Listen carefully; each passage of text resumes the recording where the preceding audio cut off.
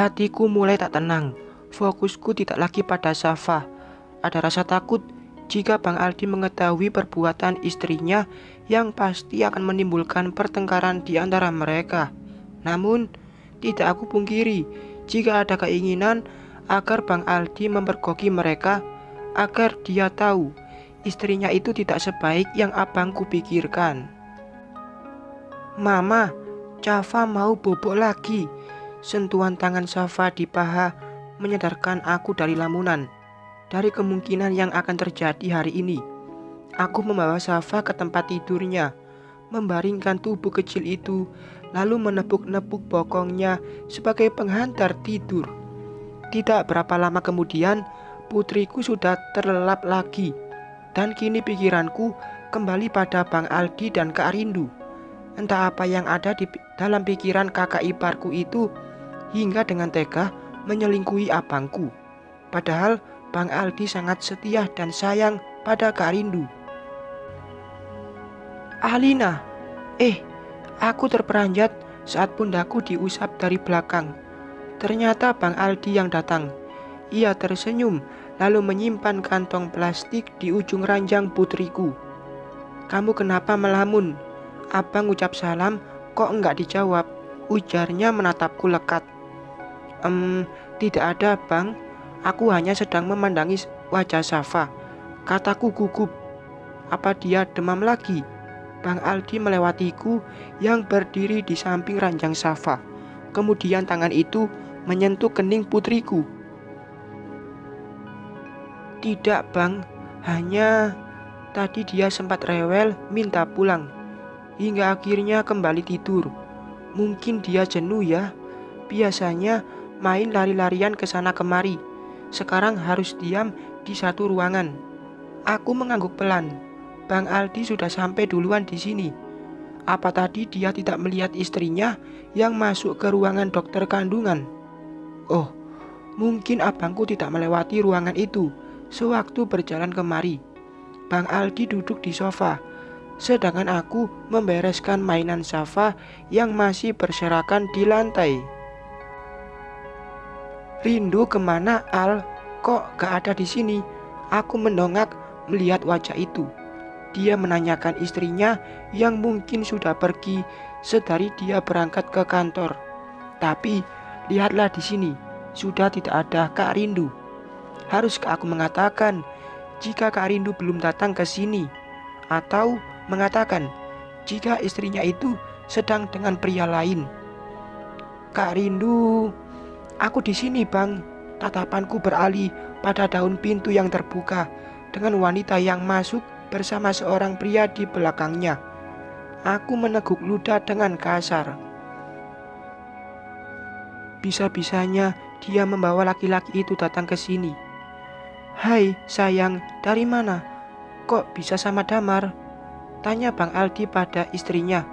Dengan gaya manjanya, Kak Rindu langsung menghampiri Bang Aldi dan memeluk pinggang pria itu. Dia juga mengatakan jika tadi dia keluar sebentar untuk menjemput Damar yang nyasar ke ruangan lain. Wow, sungguh sandiwara yang luar biasa. Dan lugunya, abangku percaya akan hal itu. Gimana keadaan anakmu, Al? Ini aku bawakan makanan untukmu, juga untuk Safa. Aku berdiri mengambil pemberian Damar, lalu menyimpannya di meja, seraya berterima kasih. Semua mainan Safa sudah aku bereskan. Aku pun duduk di ujung ranjang Safa dengan pandangan masih memindai wajah-wajah pembohong itu. Tadi nyasar kemana? Tanyaku. Setelah beberapa saat diam. Oh, itu ke ruangan dokter kandungan. Kalau gak salah, Yarin. Oh, untung gak ke kamar mayat ya. Biasanya kalau kesasar ke sana suka jadi penghuni selanjutnya.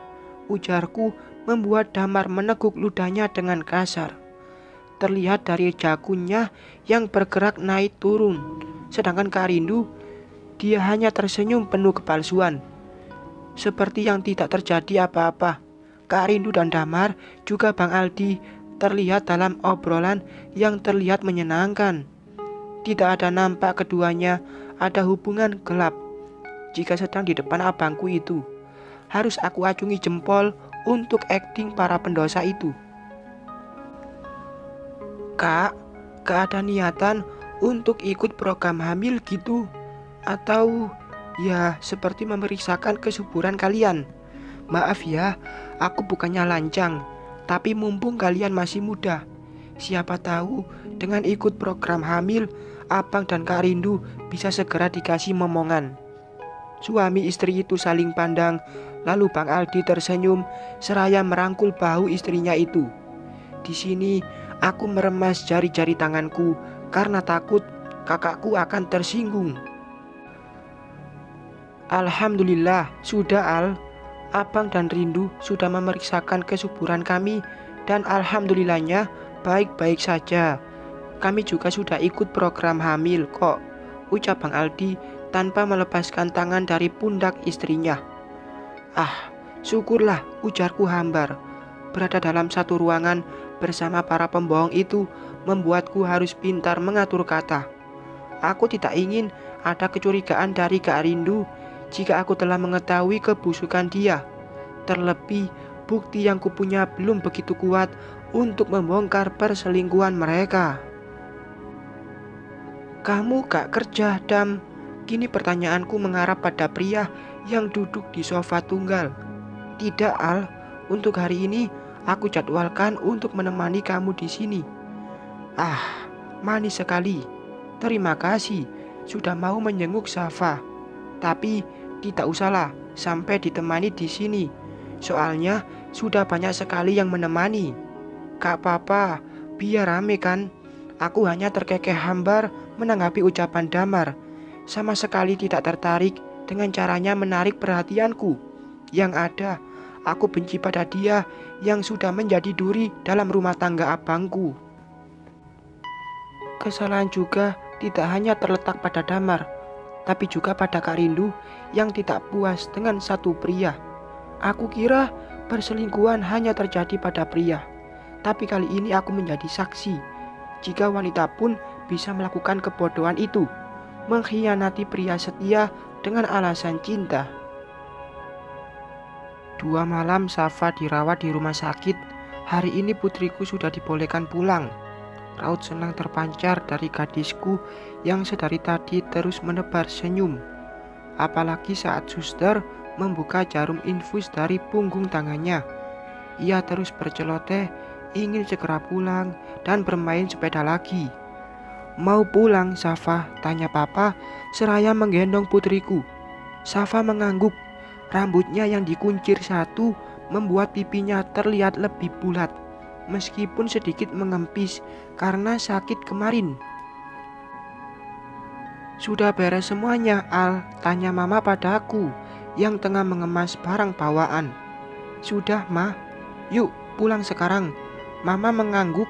Kami pun keluar dari ruangan Safa bersamaan. Papa yang menggendong putriku berjalan terlebih dahulu, sedangkan aku dan Mama mengikuti dari belakang. Sepanjang perjalanan, aku terus melihat ke ponsel menanti kabar dari seseorang yang aku suruh untuk menyelidiki Kak Rindu dan Damar, tanpa sepengetahuan Bang Aldi tentunya. Kali ini aku bergerak sendiri dengan caraku sendiri. Nanti jika bukti sudah banyak ku dapat, akan aku beritahu abangku tentang kelakuan istrinya itu. Loh, sudah boleh pulang ternyata. Kami berhenti berjalan saat tadi berjalan dari arah berlawanan.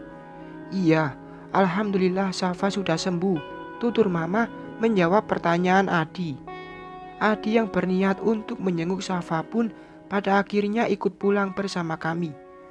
Aku dan Safa satu mobil dengan Adi, lalu orang tuaku bersama Pak Yadi.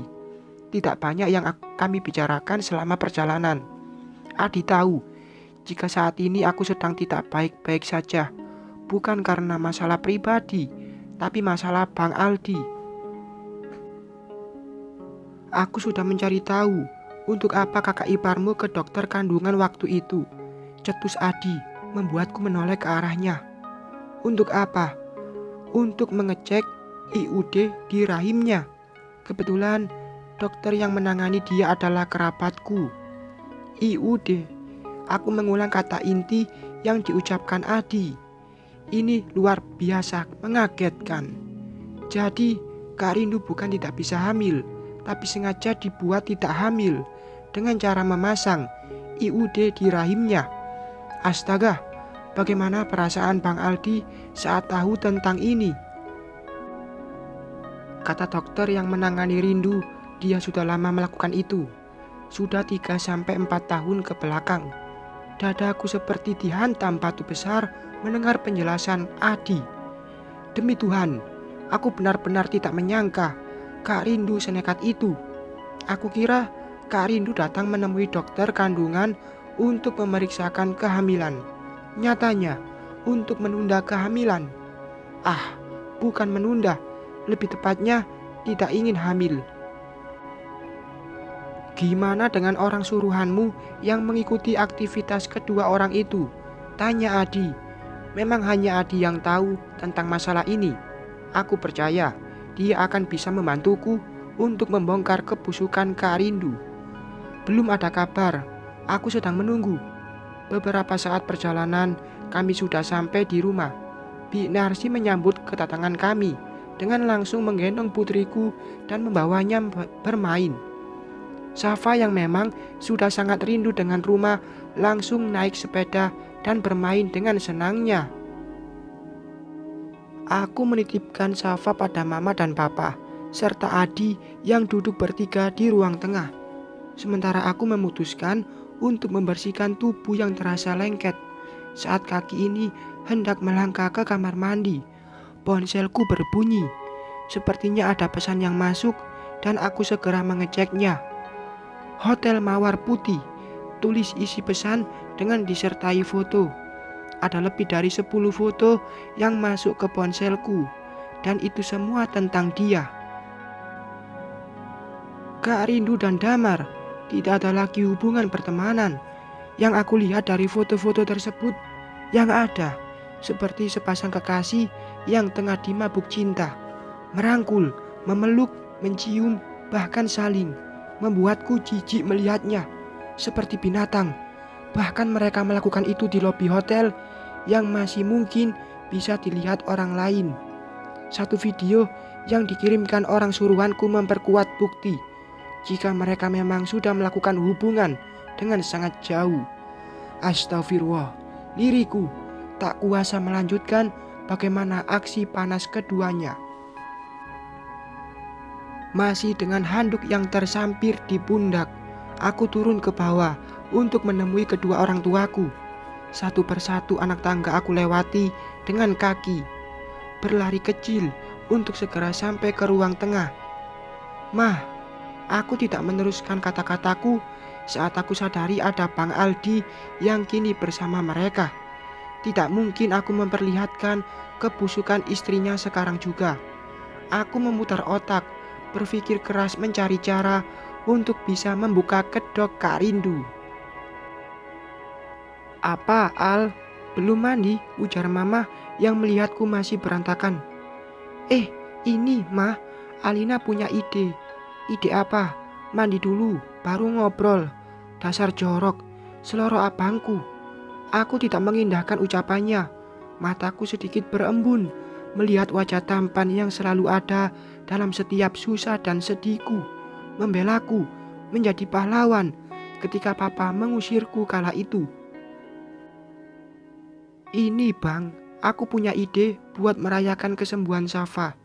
Gimana kalau kita adakan makan malam bersama keluarga? Bang Aldi juga boleh undang mertua abang untuk ikut sertakan. Kan kita belum pernah melakukan itu, khususnya aku yang belum mengenal keluarga Kak Rindu. Gimana? Ujarku sedikit gugup. Semuanya diam, saling pandang, masih bingung dengan ide yang aku berikan. Ya, wajar mereka bingung. Kesembuhan Safa dirayakan. Terdengar konyol memang. Oke, papa setuju. Kita makan malam bersama. Mudah-mudahan ada kabar baik dari kamu dan Adi. Pasti ada, ujarku segera. Wajah-wajah itu tersenyum, Beda dengan Adi yang malah melihatku dengan menaik turunkan alis. Ih, kenapa? Aku tidak salah bicara, bukan? Bersambung.